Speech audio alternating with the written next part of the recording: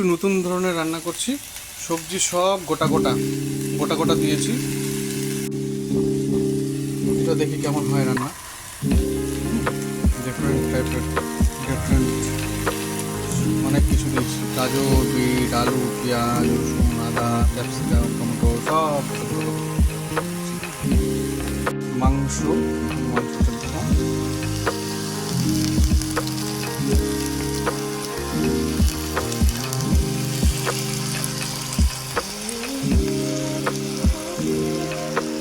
এরে এইভাবে প্রসেসিং করে এবার কম আঁচ দিয়ে ঢেকে দেবো। এটাকে আধা ঘন্টার জন্য ছেড়ে দেবো। এইভাবে জল দিয়ে দেওয়া হলো। এটা একটু স্যুপ স্যুপ টাইপের হলে ভালো হয়, তাই স্যুপ বানানোর চেষ্টা করছি।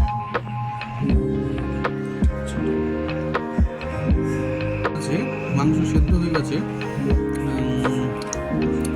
খাচ্ছি, খুব টেস্টি।